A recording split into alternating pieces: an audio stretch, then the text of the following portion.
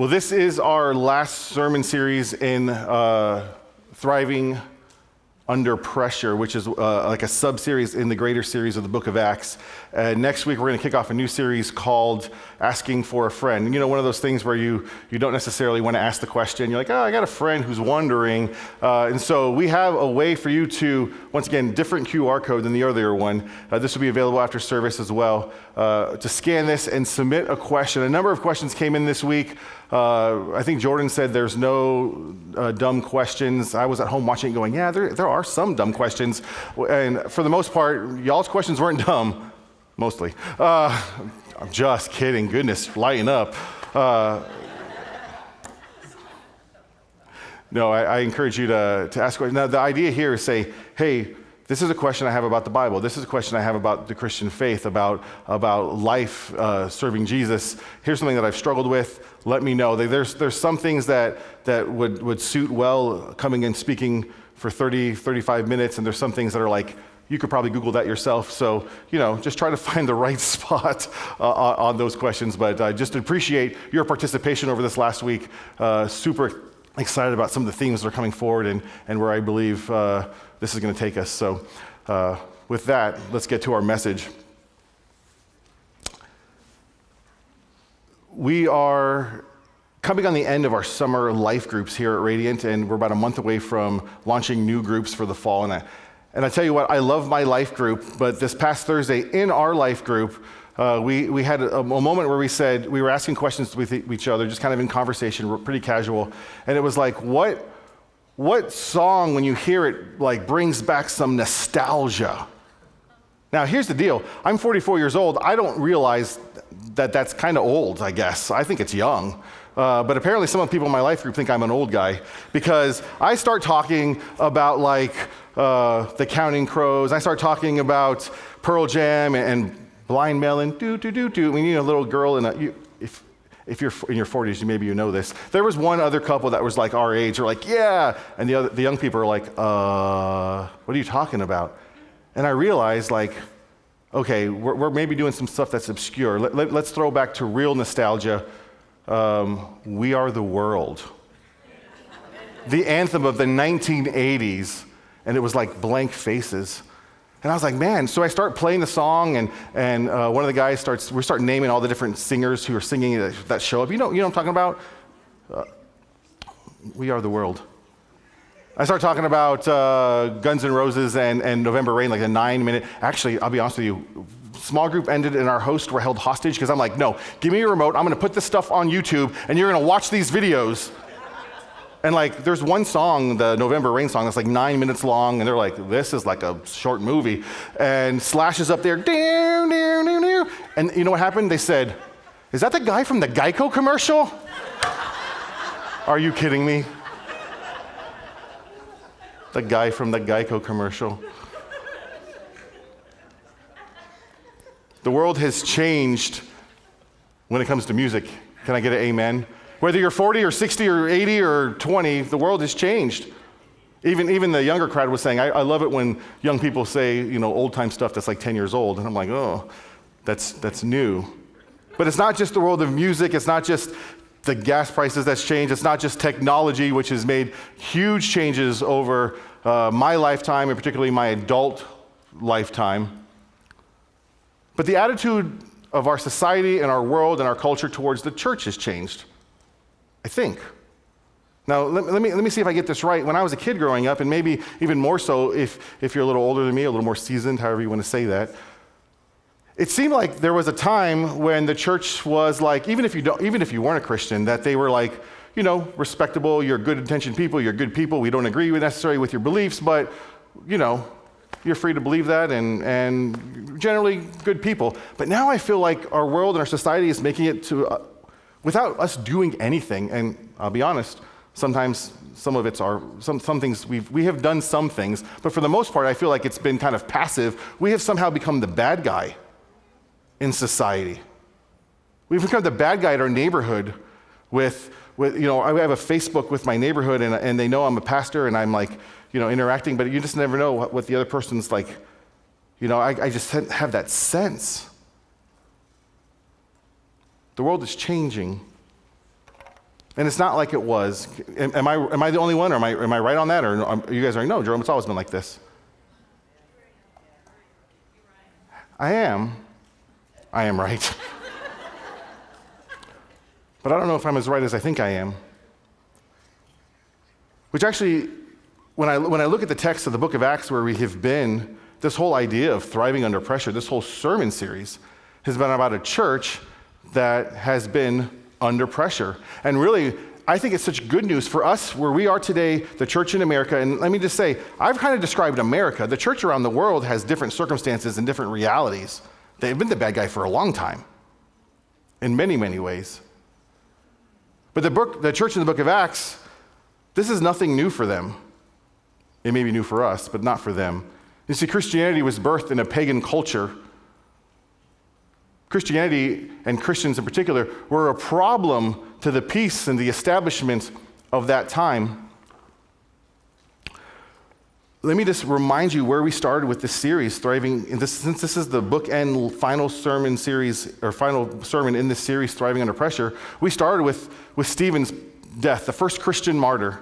He stands up, the Jewish religious authorities are angry, they stone him. Saul standing there holding cloaks of people who are stoning him. And then Christians run and scramble because common sense doesn't go away when you're running, right? It's like, we're going to get out of here. Like, we trust God, but we're still going to run. But as they ran and as they spread, guess what happens? The church grew. The gospel spread. People kept coming to Jesus. In fact, not just the church growing, because the church was primarily Jewish believers in the Messiah, Jesus Christ. It was now Philip going to the Samaritans. They were going into Samaria.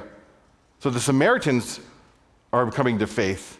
And then we see Philip on Cornelius' household, who's a Gentile. And we see the gospel. Last time I was here, 2 weeks ago, we had the church in Antioch, a mixed church, largely Gentile.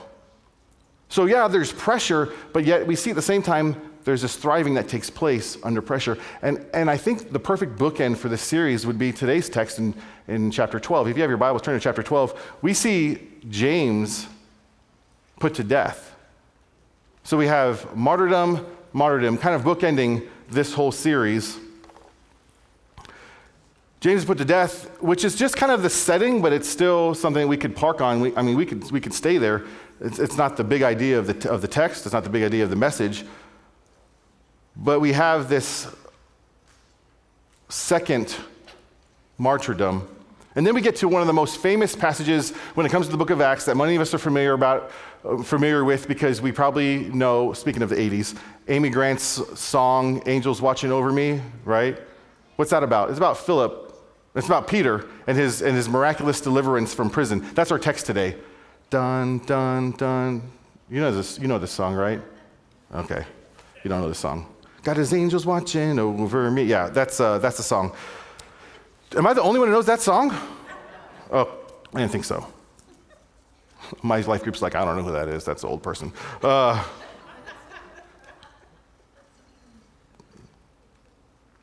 We've had this text, this miraculous deliverance from prison.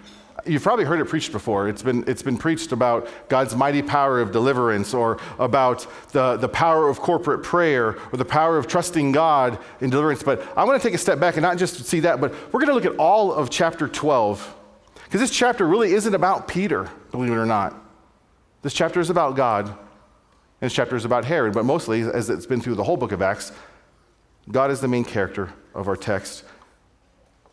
Just a little background, if you've now just joining us, or you've not been with us for a while, Luke is the author. Luke was the only Gentile to write anything in the New Testament. He wrote the Gospel of Luke, then he wrote Acts, kind of like volume 1, volume 2. The idea is Jesus' ministry and life on earth in the Gospel of Luke, and then Jesus' ministry through the church in the book of Acts. Once again, God is the main character. It's his church, and it's his mission. Let's read Acts chapter 12, starting in verse 1. About that time, King Herod Agrippa began to persecute some believers in the church. He had an apostle named James, John's brother, killed with a sword. When Herod saw how much this pleased the Jewish people, he also arrested Peter. This took place during the Passover celebration. Then he imprisoned him, Placing him under the guard of 4 squads of 4 soldiers each, Herod intended to bring Peter out for public trial after the Passover.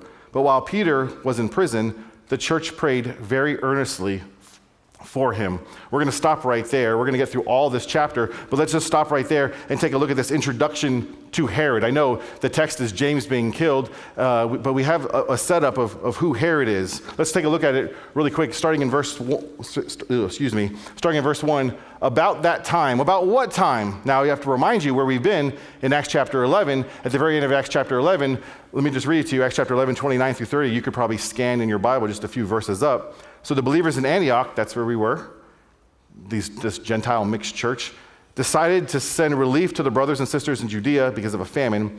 Everyone was giving as much as they could. They did this entrusting their gifts to Barnabas and Saul to take to their elders in the church in Jerusalem. Now, if you skip all the way down to the end of this chapter, you're going to see when Barnabas and Saul's mission was done. So this is kind of like like a little parenthetical story that lies between Barnabas and Saul bringing the offering to the church in Jerusalem and then being done. We kind of zoom in on Jerusalem. Then we see Herod Agrippa. Who is King Herod Agrippa? I think it's important here because as a kid growing up in Sunday school, I would hear the word King Herod over and over again, and I didn't know, I thought this guy was like super all over the place, but there's multiple King Herods. Do you know this?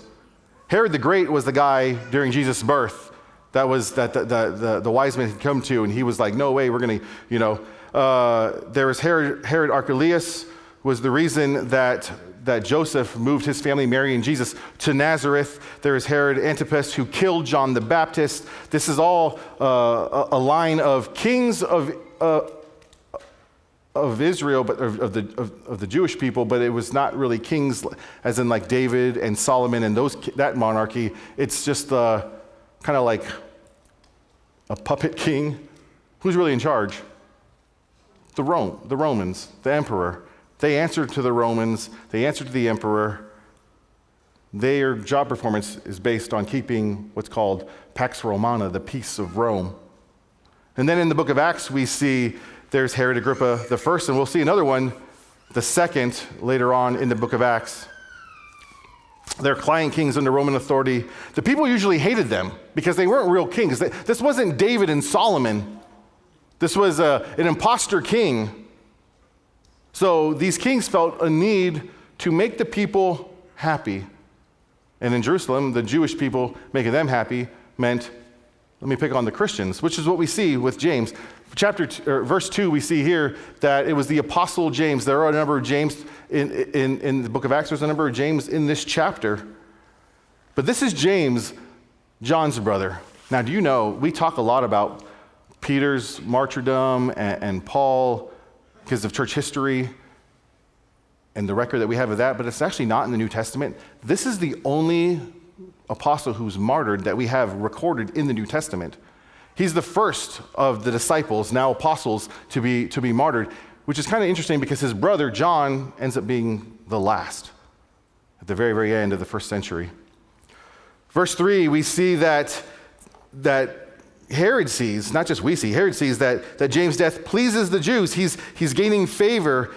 So he's like, oh, I could do better than James. I'm going to get Peter. He's the spokesman for the apostles. He's the one who stood up on Acts chapter 2. I mean, he didn't say in Acts chapter 2, but of course, he's the one who stood up on the day of Pentecost and spoke. Let's get this leader of the church in Jerusalem. So they get him, but it's the Passover, so there's only so much he can do because it's during the Passover. It would not be a good look if you're trying to gain favor with the people to do an execution on the Passover. So he puts him in jail, and not only does he put him in jail, he kind of does it overkill, but we'll get there in a second. Peter is in prison. This is not the first time we've seen this. In fact, Peter was in prison in Acts chapter 5 and had a miraculous escape once before. You remember that? Let me read it to you. Acts chapter 5, 17 through 19. The high priest and his officials, who were Sadducees, were filled with jealousy. They arrested the apostles and put them in public jail. But an angel of the Lord came at night, opened the gates of jail, and brought them out. Not a whole lot of detail. I'm sure it was just as miraculous as what we're about to read. I'm sure it was a really great moment, but it was just kind of like matter of fact. Angel of the Lord came. Peter escapes. The religious authorities, the high priest, the officials in Acts chapter 5 lost their prisoner. And Herod's like, not me. I'm not going to lose this guy. This guy is going to raise my profile, raise my standing with the people. So he sets up 4 shifts of 4 soldiers, 4 squads, 4 soldiers, 6-hour shifts, 24-hour coverage. And we'll read in verse 6 that we haven't got there yet, that Peter was chained between 2 guards, between 2 soldiers. He had to sleep that way. Honestly, this is overkill. Absolute overkill, which I love it because that just shows like the power of God to overcome. He's setting it up. I mean, Herod in his zealousness for his glory is setting up God's glory. Then verse 5, we see the church is praying, which is really the only weapon. I came across a quote when I was studying for this by a guy named W.A. Criswell, who was the long-time, well-respected Bible teacher, but he was the pastor of First Baptist Church in Dallas. He writes this about this text. Do you know that prayer is the real battlefield of the world? The whole universe looks down upon that little group interceding for the life of their chief apostle. God looks down upon it. The angels look down upon him. The host of heavens look down upon it. The powers that be, the ages look down upon it. The real battlefield where the decisive events of time and history are decided is the faithful group of followers of the Lord who are down on their knees praying without ceasing. There was no protests. The Christians weren't out there picketing, release this guy. They went to the one who has all authority and power, the one whose name we sang about earlier. Worthy is the name. Let's pick it up, Acts chapter 12, and then verse 6. The night before Peter was to be placed on trial, he was asleep, fastened with 2 chains between 2 soldiers. Others stood guard at the prison gate. Suddenly there was a bright light in the cell, and the angel of the Lord stood before Peter. The angel struck him on the side to awaken him and said, "Quick, get up." And the chains fell off his wrist. Then the angel told him, "Get dressed and put on your sandals." And he said, "Now put on your coat and follow me," the angel ordered. So Peter left the cell following the angel, but all the time he thought it was a vision. He didn't realize it was actually happening. They passed the first and second guard posts and came to the iron gate leading to the city, and this opened for them all by itself. So they passed through I know, isn't that fun? He's laughing because you know what? What a story. So they passed through started walking down the street, then the angel suddenly left him. Peter finally came to his senses. "It's really true," he said. "The Lord has sent his angel and saved me from Herod and from the Jewish leaders who had planned to do this to me." When he realized this, he went to the home of Mary, the mother of John Mark, where many were gathered to pray. He knocked on the door at the gate, and the servant girl named Rhoda came and opened it. When she recognized Peter's voice, she was so overjoyed that instead of opening the door, she ran back inside and told everyone, "Peter's standing at the door." Luke's a funny guy.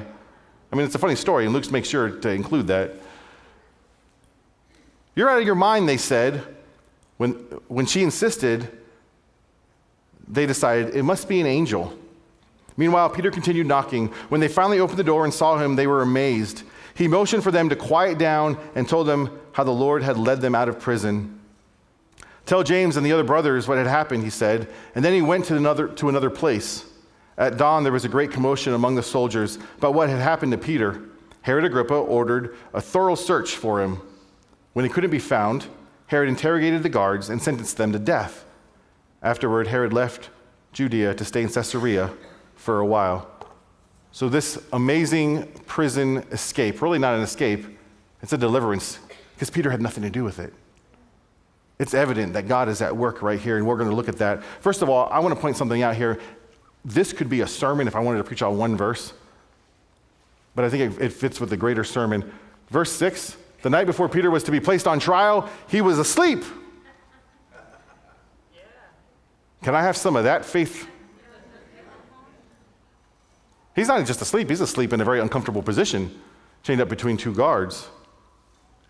Now the phrase, the angel of the Lord, that we, actually, We'll talk about it in a little bit.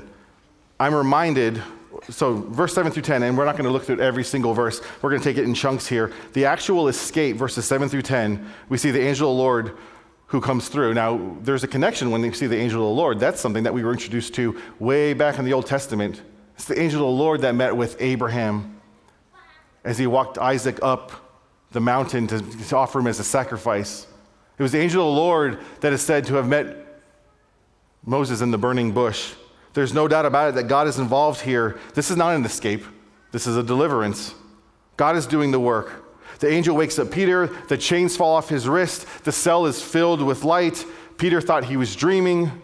They walk past 2 guards. They get to this great giant iron gate, and it automatically opens for them like the doors at Kroger. Actually, the Greek word there about it automatically opening is automatos. Guess what word we get in English from that? Automatic. Next time you walk into Kroger, be like, "Puh, God did this way before Kroger did it."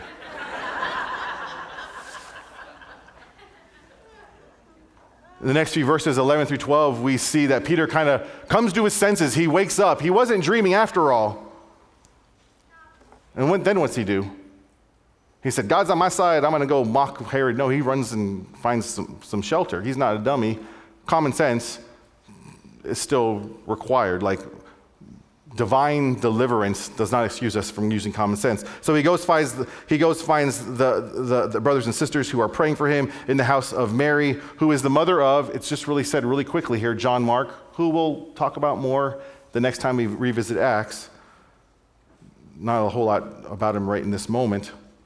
But once again, they are gathered there praying. And then we get to that funny story where the servant girl, Rhoda, which means Rose, answers the door, he recognizes Peter and doesn't even let him in. He's like, "Oh, you're here." Runs away. And we chuckled already as we read it because it's just a funny story. Like, Luke didn't have to include that detail for us, but I think he did. And I think he smiled when he did it. Great story. But the people call her crazy. Isn't that ironic? I almost feel convicted when I read this. How much have we prayed for something, and that something happens, and we're like, "Oh, no, it really can't be." I pray for it, trusting that God's going to do it, and God does it, and I don't know that I believe anymore that he can do it. That's exactly what happens. They called her crazy, but she insisted, and they said, "Oh, well, it must have been his angel," which, let me stop here. If this would be another, let's geek out on the Bible moment. What was that called that I did a couple weeks ago? Nerdy and the wordy? What is that about? Is this text teaching us about a theology of angels? Absolutely not. What it does point to is that ancient Jews and even Christians today believe that each person has a guardian angel. I'm going to tell you, if you believe that, that's fine, but there's no real New Testament evidence that you have a guardian angel that looks like you. That's what ancient Jewish people believed, and these Christians who are the first to believe in Jesus believe there's a guardian angel that look like him, and it's said that the guardian angel that looks like you makes an appearance after you die. They assume Peter's dead, this must be his angel. That's what's going on in this text. Now back to the story. Peter keeps knocking because Rhoda didn't let him in. Eventually they let him in. They celebrate. He quiets them. Why? Because they are celebrating loudly. And he's like, "Are you kidding me?" Shh. Then he asks them, "Hey, tell James," not the one that was killed, but Jesus' brother, who at this point is a leader in the church in Jerusalem. And then he leaves. And he only appears one more time. Peter has been, for the most of our journey through Acts, such a key figure. Such an amazing, so much of our story through the book of Acts, these first 2 chapters, have featured Peter. We're only going to see him one more time, which is just a reminder, this is not about Peter. It's about God. He's the one at work, building his church. He's the one at work, having the gospel go, change hearts and lives. And then Herod is upset that the guards had lost Peter. They don't have any explanation for what took place. So, to get revenge for losing his prized prisoner that he couldn't kill, he's going to kill someone because they cost him his prestige, his glory, his exaltation amongst the people.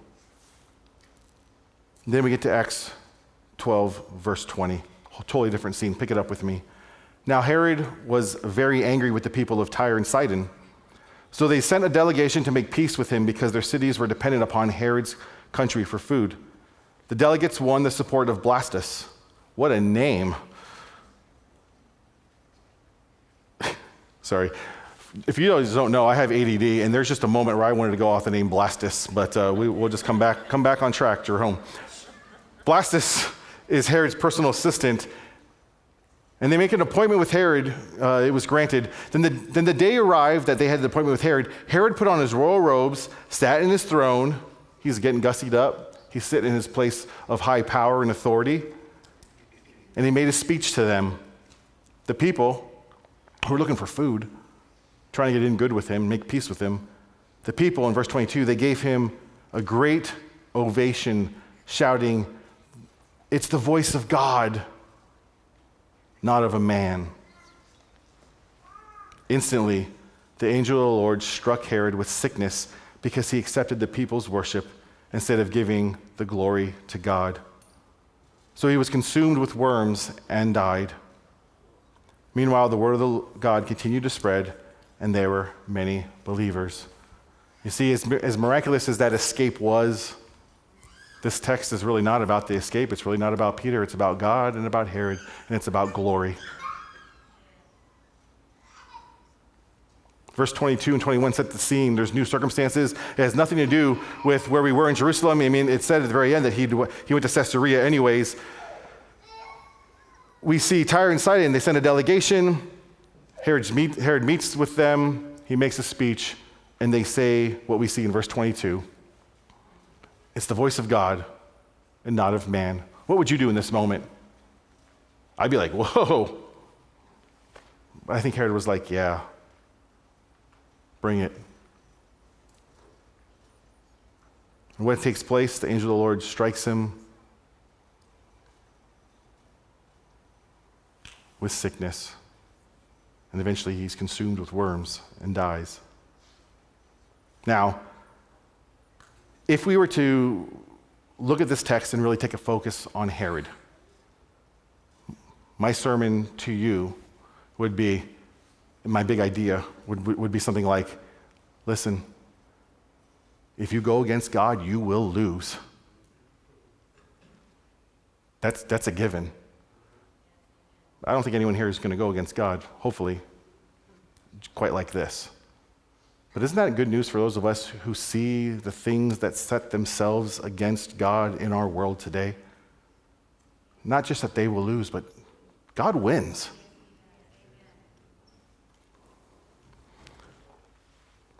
Let's pick it up with verse 24.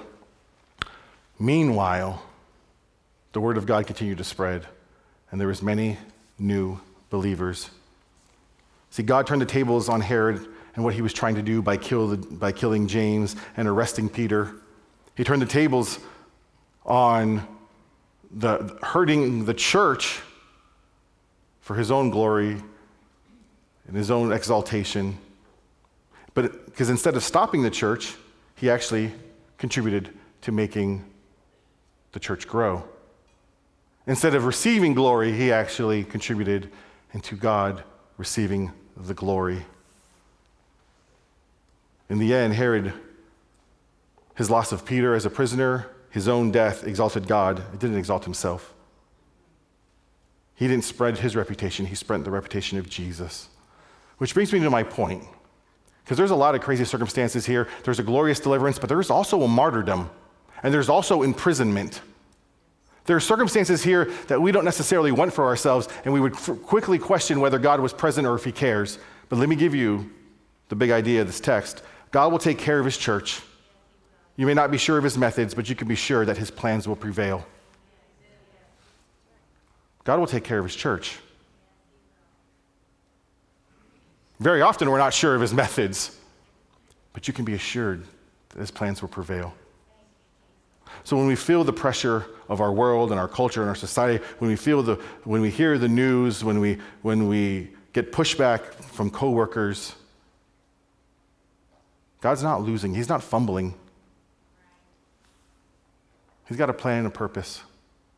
And he will use terrible circumstances we don't want to be in, martyrdom, prison, for his glory and his purpose. God will take care of his church. I think there's no better end to this thriving under pressure series than this point. Because if you remember back to Stephen's martyrdom, we entered this series with God's going to take care of his church. That was point number one. Slightly different, but the same idea. So what does that mean for you and me? Let me give you a couple of things to take away. First of all, I would say pray with open hands. We should pray like the early church. It's evident that the early church prioritized prayer. Luke wants us to know that the early church prioritized prayer. It was a top priority. Chapters 1 of Acts, 2, 4, 6, 9, 10, 12, 14, 13. I went backwards. I'm dyslexic sometimes. 16, 22, 28. We hear about the church praying all through the book of Acts. And if you're dyslexic, no offense. I really kind of ADD. All right. Pray with open hands. And the open hands part is how Jesus taught us to pray. How he modeled, not my will, but thy will be done. That's the open hands, because we pray oftentimes with our request, and we assume our request is the only way that God would properly answer that prayer. That's not praying with open hands. That's praying with, God, do as I say and what I want. Let this work out the way I envision it should work out. God is sovereign. He's going to work out what he's going to work out for his glory and his purpose. Yet in his grace, he's given us an opportunity to participate in his purpose for his glory through prayer. In his grace, he hears our prayers and he responds accordingly. He lets us partake. Like, don't let his sovereignty make us become fatalistic. Let his sovereignty let us go to him with prayer, with gratitude, that we get to walk with him and be on mission with him and pray his heart and his mind as he transforms ours to reflect his. Not my will, but thy will be done. I don't know what the prayer the early church was praying for Peter in prison. I'm sure they were praying, could he be released miraculously? Could he be let go on a mistrial? But even God, if you should take him, may you be glorified through it. Wasn't that what Shadrach, Meshach, and Abednego said way back in Daniel chapter 3? Like, our God can deliver us, but even if he doesn't, he's still God Almighty and worthy to be praised.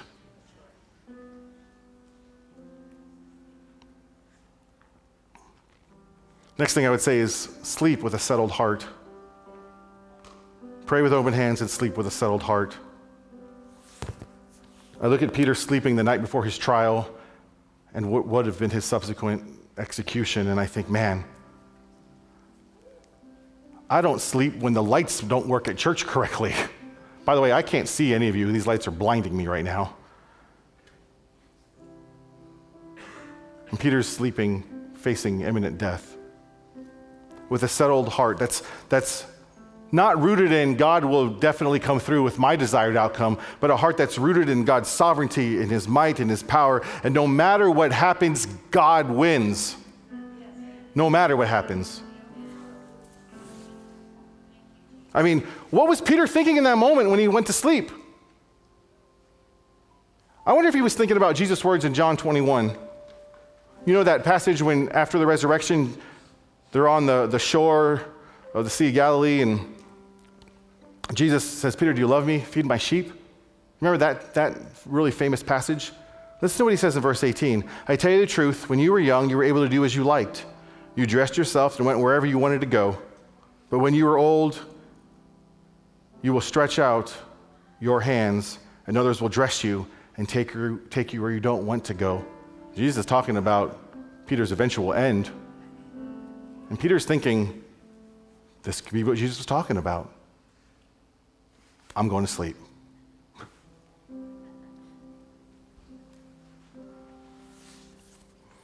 The psalmist writes this in Psalm 127, verse 2. It is useless for you to work so hard from early morning until late at night Anxiously, there's a lot of Proverbs and Psalms that talk about the value of work. Don't take this out of context. The idea is when you're driven in anxiety, anxiously working for food to eat, for God gives rest to those he loves. Rest with a settled heart. The only way that we can pray with open hands, the only way we could rest with a settled heart is really to have a theology of a God who's really, really big, who's really, really in control, who's really in charge. And if I can be honest with you, sometimes I struggle with that. I know, can hear that God is almighty, all present, all powerful, all knowing, and yet I live my life as if I don't know those facts. I lay awake at night as if I don't know who's in charge. I pray as if I don't know. May we have a full view of God's sovereignty and his might. Because when we do, the circumstances that he uses, that he puts us through, the ones that we are praying ourselves out of desperately, those things become so small in light of who he is. It's real perspective. The prophet Habakkuk said this. I love this passage. Habakkuk 3, verse 17 through 19. Even though the fig trees have no blossoms, and there are no grapes on the vines, even though the olive crops fail, and the fields lie empty and barren, even though the flocks die in the fields, and the cattle barns are empty. These are bad circumstances, just if you don't know. Yet I will rejoice in the Lord. I will be joyful in the God of my salvation. The sovereign Lord is my strength. He makes me as sure-footed as a deer, able to tread upon the heights. Even if the worst things come, I'm going to praise him because he's God Almighty. And I don't know and understand his ways or his methods, but I know his plans will prevail. We're going to close and we're going to repeat a song that we sang during the song set to begin the service. That song that Anna led, To Be Like Christ. It's just the chorus and the bridge, but let me just read you the words that we're going to sing. I thought, what an appropriate song to end this service with and this message with. What a declaration of who we are and who he is. All I want is to be like Christ, to be like Christ's heart and soul. Every day, more and more defined as your love refines my life. That's the chorus. And the bridge, the only one I imitate, the only one who gave his life for me. I owe it all to you, Jesus, only you. Listen here. No matter what this life will bring, may our worship of him not be dependent upon our circumstances going the way that we want, as if we know better. No matter what this life will bring, come blessing or come suffering, I count it up the cost. In Jesus, you're enough. Would you stand with me as we close in prayer and sing this song?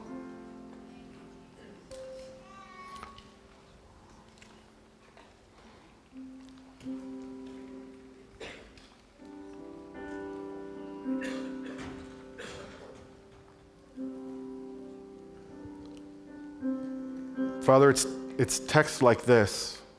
We're reminded that sometimes our God is too small.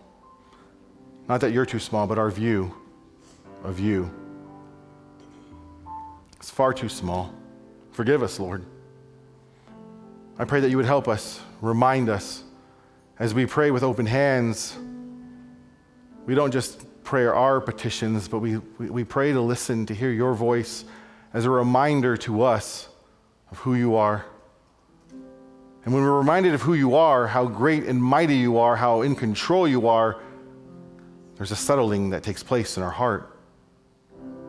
Even if circumstances do not change, we know your plan will prevail. We know that you will win. And ultimately, when you win, we win, no matter how that looks. God, I pray as we close with this song of dedication and devotion that we would sing with all sincerity, no matter what this life will bring, come blessing or come suffering, because you are worthy. In Jesus' name, amen. Let's sing this together.